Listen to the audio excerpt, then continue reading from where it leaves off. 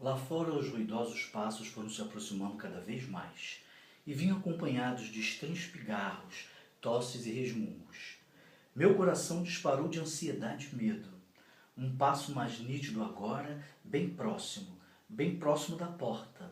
Uma batida na maçaneta, e eis que a porta se abre com ruído. Esforçando-me para recobrar a coragem, espiei com cautela.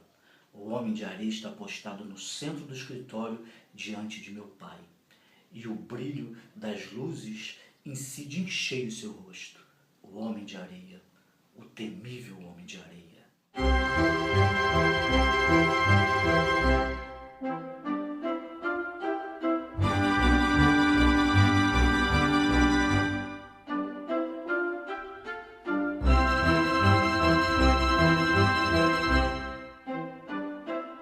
Seja muito bem-vindo, seja muito bem-vinda.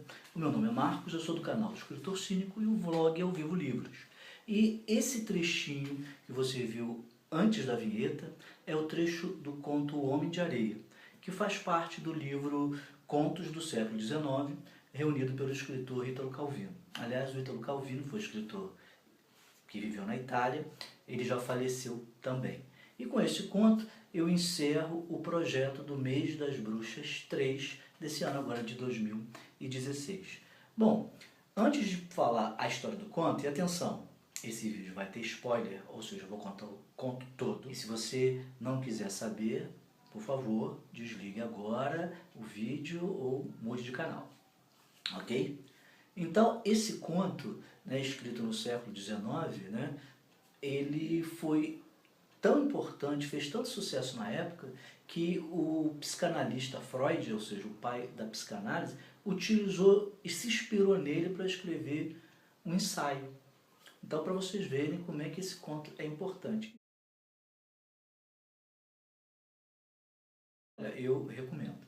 É um conto realmente que tem, toca em pontos tanto da parte psicológica, como o terror que a mente cria, a questão dos robôs, que eles na época chamavam de autônomos, ou seja, é um conto fantástico que toca em vários pontos. Então, eu vou contar para vocês quem são os personagens principais e o desenvolvimento da história, né? É longo, esse vídeo vai ficar grande.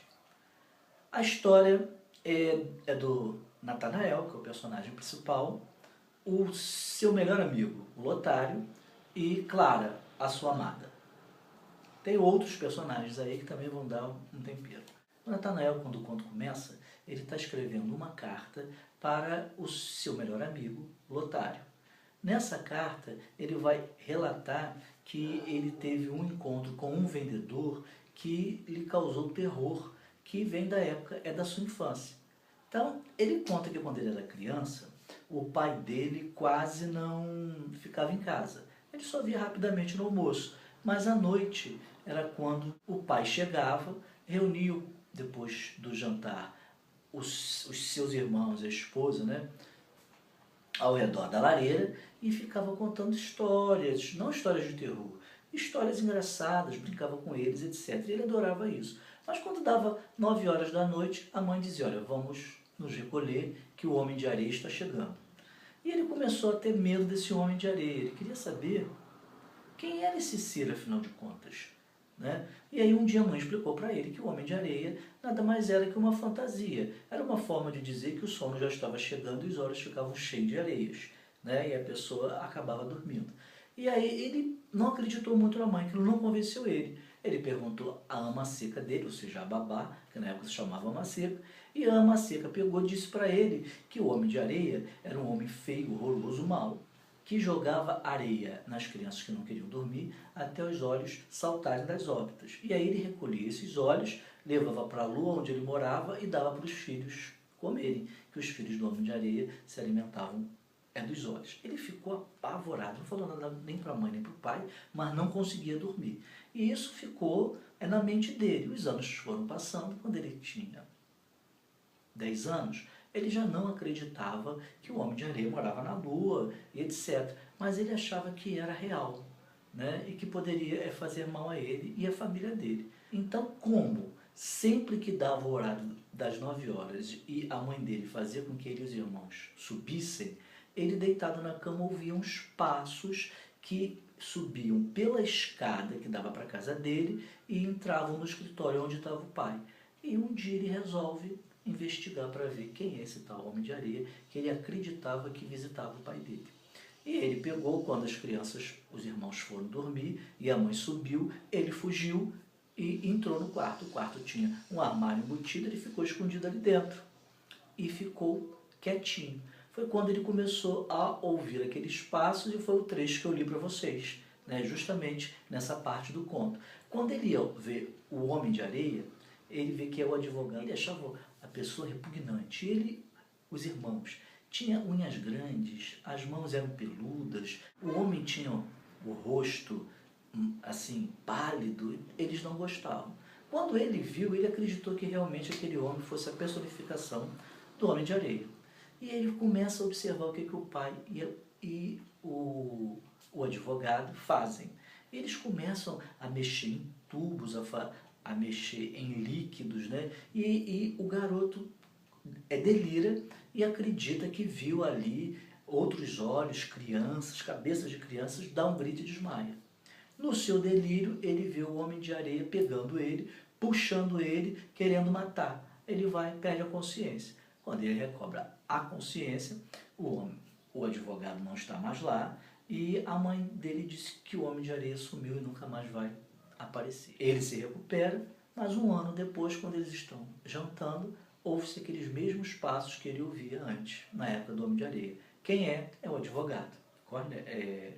O nome não é Cornelius, é Copélios. E aí o Copélios chega, né? A mãe não gosta muito que isso aconteça, porque o garoto fica petrificado, o Natanael, e ela sobe com o garoto, né?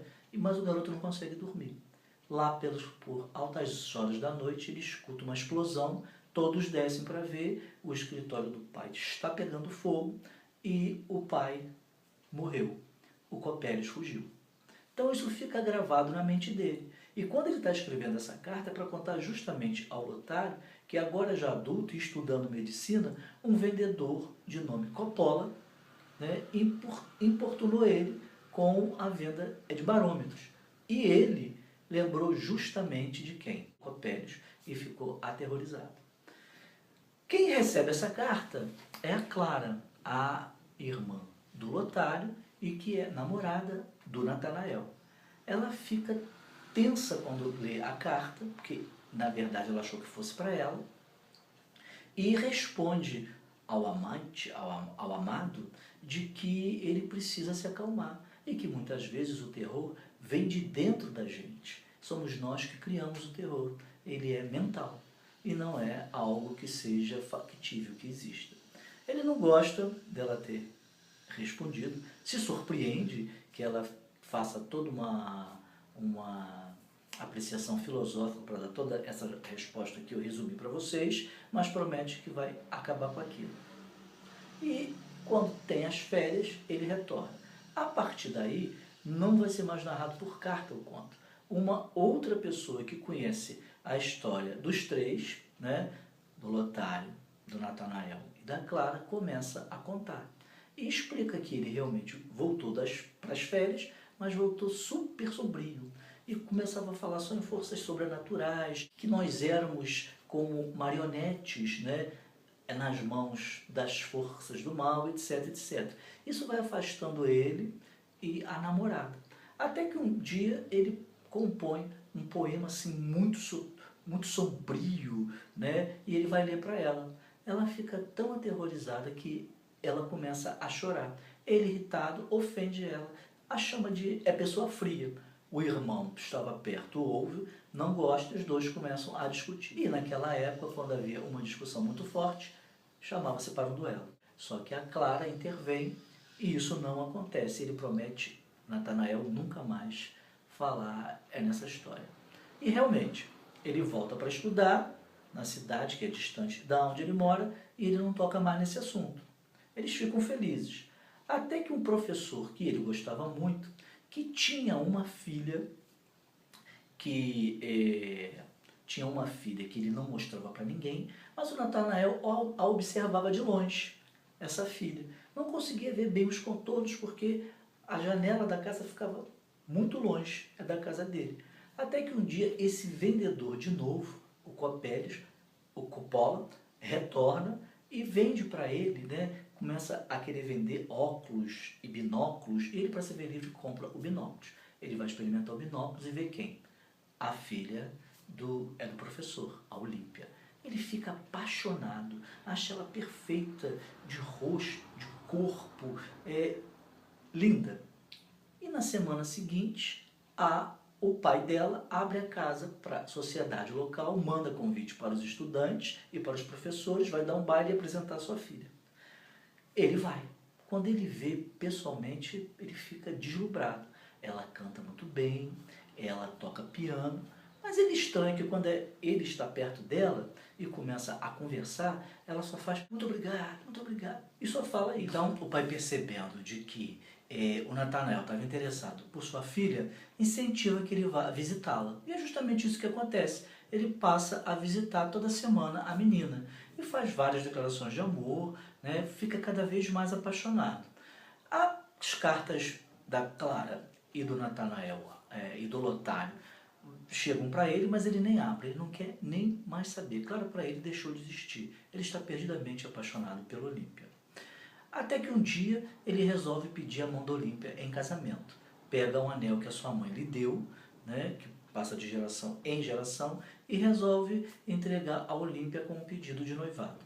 Mas quando ele vai para a casa dela e chega lá, ele ouve gritarias, ele ouve xingamentos, enquanto ele vai subindo a escada. Quando ele chega na casa dela, né, ele vê o pai a segurando pelo ombro e o tal vendedor, o Coppola, a puxando pelo pé. Ele fica transtornado, ele não entende o que é aquilo. Mas depois ele vai entender. A Olímpia, na verdade, não passava de uma boneca, de um robô que o professor dele tinha feito durante anos, se aperfeiçoado em fazer aquele robô. E justamente o Coppola levou a boneca, ou seja, o robô, porque, que eles chamam de autônomo, justamente porque os olhos que ele tinha vendido para o pai, do suposto pai da Olímpia, para o professor do Natanael, o professor não tinha pago. Então o Natanael fica transtornado, mas tão transtornado, que entra em um surto, sai batendo em todo mundo, quer matar o pai da Olímpia, né, o professor, e aí as pessoas a custo, homens, conseguem segurá-lo, amarrá-lo, ele vai para o manicômio, porque ele grita verdadeiras sandices. Os meses passam, ele se recupera, volta para o convívio da família, a Clara o perdoa e ele não se lembra de nada do que aconteceu, né? E eles retomam o relacionamento. Quando eles estão prestes para casar e morar no campo, numa zona rural, ele está fazendo um passeio pela cidade junto com a mãe, com ela e com o Lotário, e a Clara, faz a seguinte proposta para ele: vamos subir até o alto, vamos até ao alto da igreja. Quando ele chega no alto da igreja para ver melhor a cidade, ele coloca a mão no bolso e puxa o binóculo, o mesmo binóculo que o Coppola tinha vendido para ele. Quando ele bota o binóculo, ele vê os olhos, né? Ele vira para Clara e vê os olhos dela, bem próximos, né? Ampliados, e ele lembra dos olhos da boneca, da Olímpia. Ele tem um outro surto, pega a Clara, começa a sacudir e tenta jogar ela lá para baixo, né? Mas o irmão dela ouve, vem, consegue arrancá-la dele, né? E aí ele se desequilibra, mas antes de se desequilibrar, ele olha para baixo e vê o Coppelius, o tal Homem de Areia. E aí ele cai e morre. E o conto termina aí, gente. Então, é um conto longo, mas é um conto que eu resumi, e nos detalhes vocês têm toda a questão psicológica, toda a questão do terror, toda a questão do medo. Eu não posso precisar para vocês se foi a partir desta história, que em inglês tem o nome de Sandman, que o Neil Gaiman teve a ideia de fazer a sua HQ, o roteiro da sua HQ, os desenhos. Mas eu pensei, mas não pesquisei, que pode ter sido a partir desse conto do Hoffman. E vou mostrar aqui para vocês a capa do livro dos Contos Fantásticos do século XIX, onde consta esse conto. Eu baixei ela na Amazon. Então, pessoal, é isso. Espero que vocês tenham gostado desse nosso projeto. Se vocês gostaram deste vídeo, cliquem em gostei. Se não são assinantes do canal, assinem e a gente se encontra em um próximo vídeo, ok?